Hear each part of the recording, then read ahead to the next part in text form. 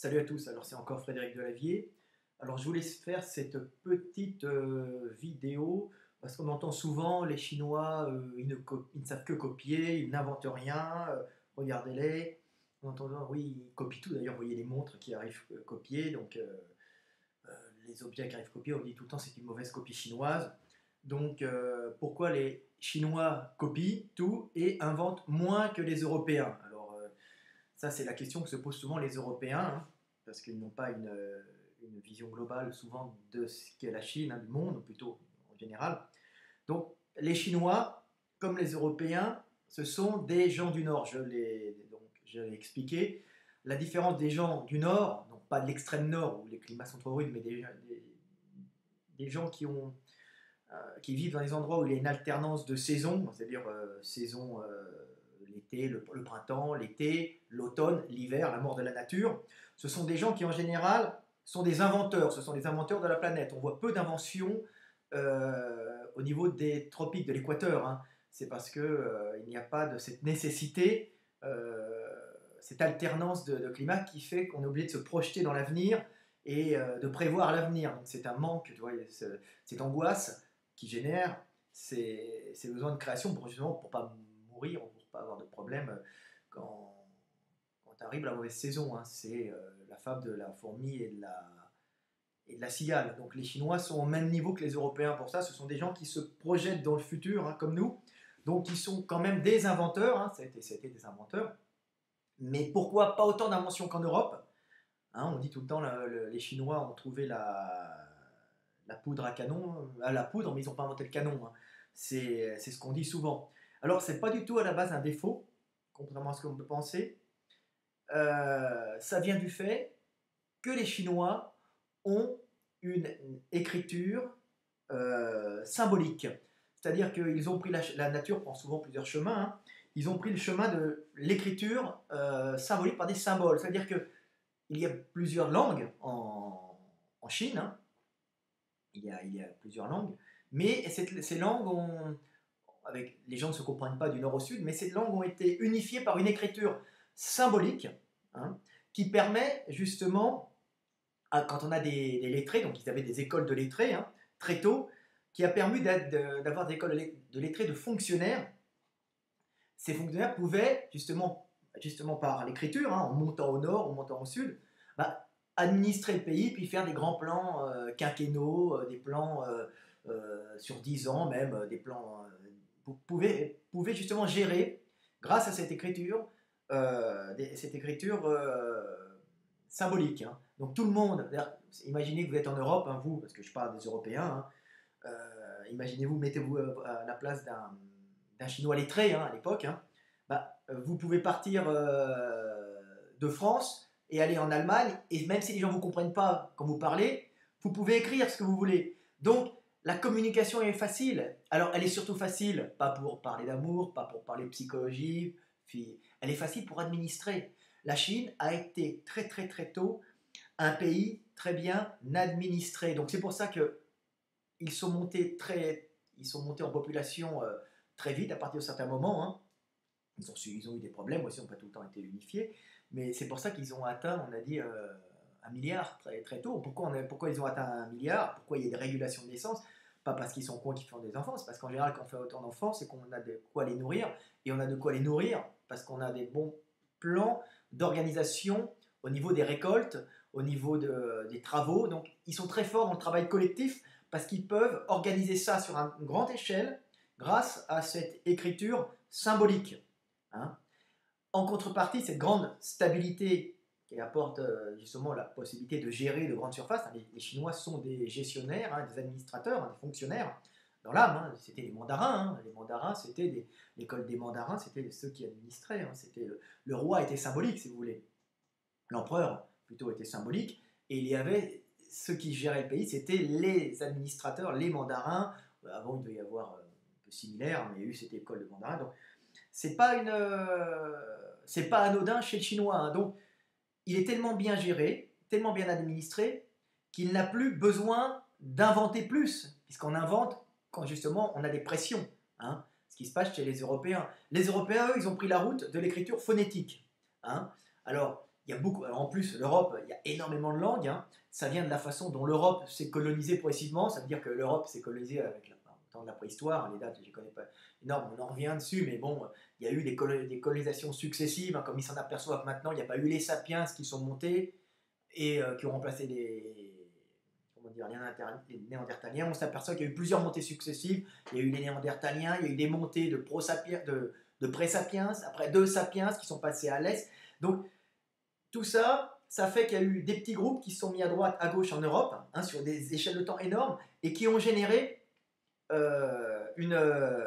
des langages différents, et sur une petite surface. Hein. Et quand il y a eu justement cette évolution, cette écriture, ces lettrés, il y a eu le choix de l'écriture, qui vient du latin, hein, c'est un choix qui est valable aussi, l'écriture phonétique. Alors phonétique, ça veut dire qu'on traduit des sons.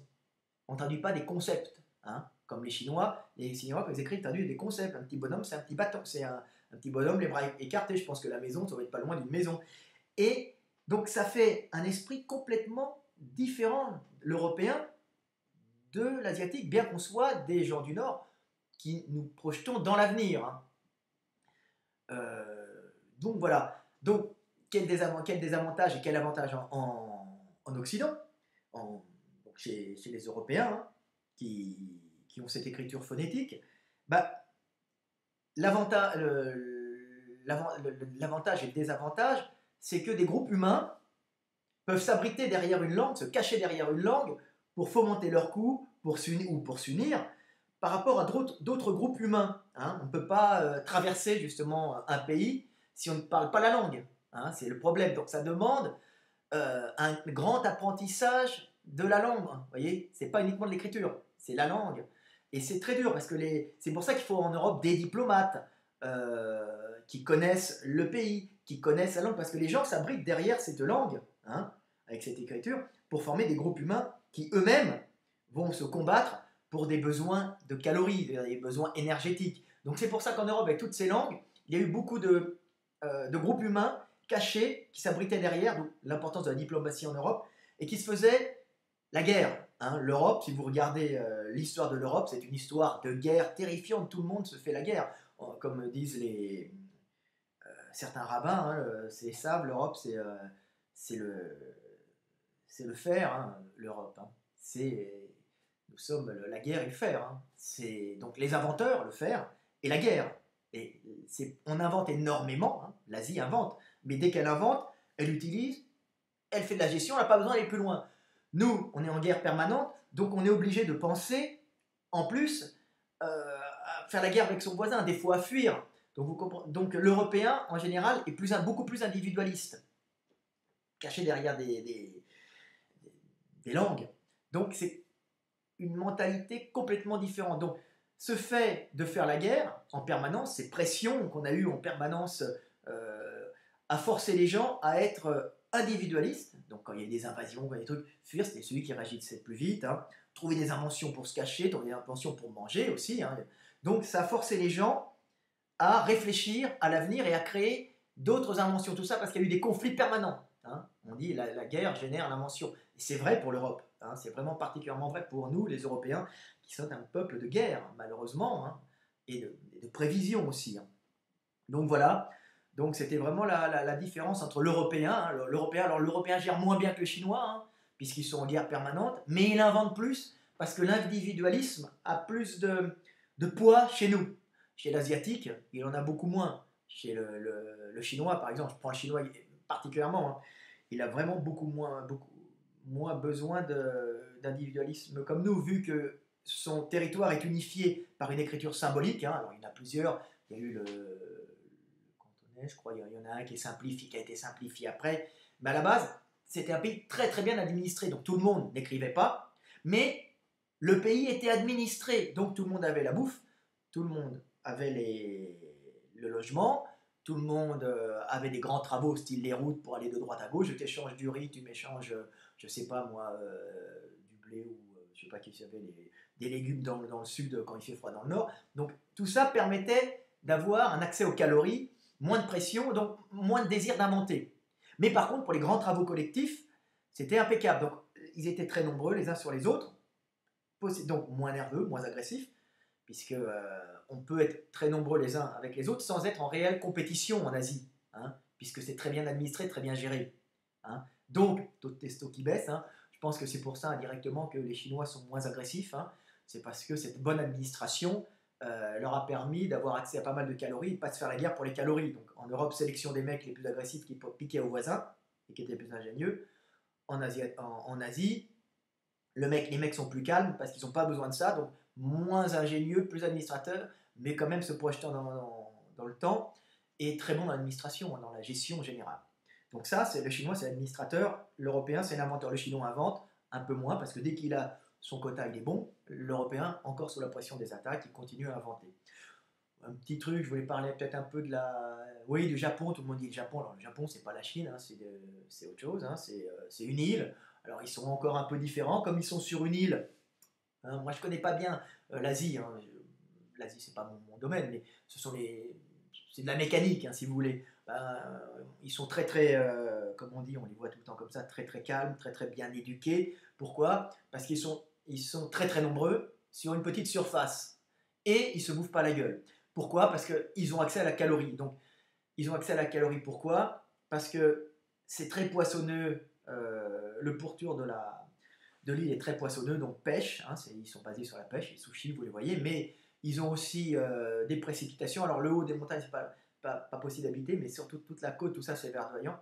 Donc, ils ont quand même accès à de la bouffe de bonne qualité. Il faut gérer. Hein. Donc, les uns sur les autres, mais avec un accès aux calories importantes. Hein. Donc c'est pour ça ils arrivent à être très nombreux et aussi très bien éduqués, parce qu'on ne peut pas être quand les uns sur les autres, on ne peut pas être agressif. Imaginez un Japonais, un Français, imaginez que les Japonais dans leur métro soient comme les Français dans les Parisiens dans leur métro.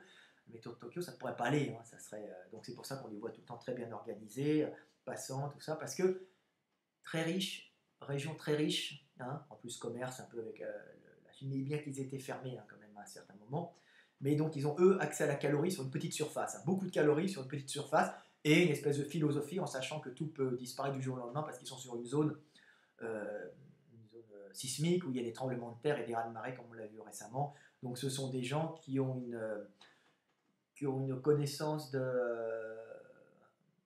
rien de dur. Hein. Ce sont des gens qui savent et que tout peut disparaître du jour au lendemain. Donc même dans leur culture, dans leur manga, où tout le temps il y a des fins du monde, des trucs comme ça, parce que c'est des gens qui vivent la fin du monde, entre guillemets, relativement souvent, bien que ça soit dans une zone très riche où on mange, on a accès à la calorie d'une façon importante. Hein. Donc ça fait des esprits très particuliers, très très organisés, parce qu'ils uns sur les autres. Hein. Donc voilà.